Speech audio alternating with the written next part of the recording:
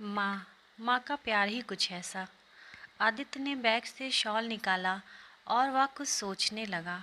वह सोच रहा था कि पिछली रात जब वह बिस्तर पर जाने से पहले अपना बैग पैक कर रहा था तो उसकी माँ कैसे अपना शॉल लाई थी और उसे बैग में रखने के लिए कह रही थी।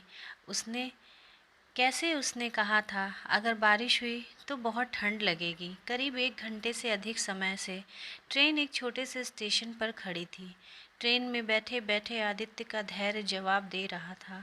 आजिज होकर वह अपनी सीट से उठ खड़ा हो गया।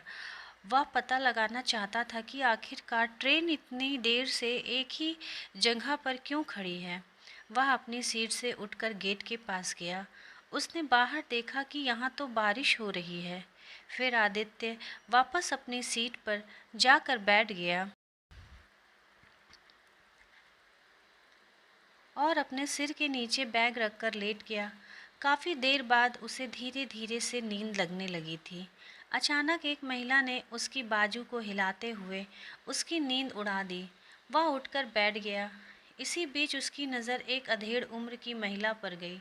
वो मैले कुचैले और गंदे कपड़े पहने हुए थी और अपने हाथ में अपना हैंडबैग पकड़ी हुई थी। ट्रेन स्टेशन से बाहर निकल चुकी थी और अपनी रफ्तार पकड़ चुकी थी।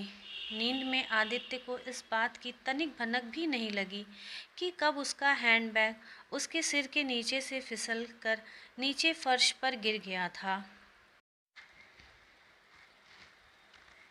आदित्य ने फाटक से अपना बैग उस महिला के हाथ से ले लिया और चेक करने लगा कि कहीं उसका पर्स और अन्य सामान गायब तो नहीं है। ज्यों ही उसने अपना बैग खोला तो अंदर अपनी माँ का शॉल देखकर आश्चर्यचकित रह गया। बैग में सारे सामान व्यवस्थित तरीके से रखे हुए थे। आदित्य ने बैग से शॉल निकाला और वह सोचने लगा कि पिछली रात जब वह बिस्तर पर जाने से पहले अपना बैग पैक कर रहा था तो उसकी माँ कैसे अपना शॉल लाई थी और उसके बैग में रखने के लिए कह रही थी। उसने कहा था अगर बारिश हुई तो बहुत ठंड लगेगी। उसे अच्छी तरह मालूम है कि कैसे वो माँ पर नाराज़ हुआ था और गुस्से में शॉल को बैग से बाहर निकाल कर रख दिया था, मगर यह शॉल अभी भी उसके साथ था। वह मन ही मन सोचने लगा, शायद माँ ने मेरे सो जाने के बाद इसे वापस रख दिया होगा। कुछ वक्त बाद जब आदित्य पानी लेने उठा तो उसने देखा कि उसका शरीर तो बुखार से गर्म हो रखा है। खुद को असहाय महसूस करते हुए उसने तुरंत अपनी माँ को कॉल किया और बोला, माँ, कल रात तुम मुझे कुछ मेडिसिन का पैकेट देना चाह रही थी।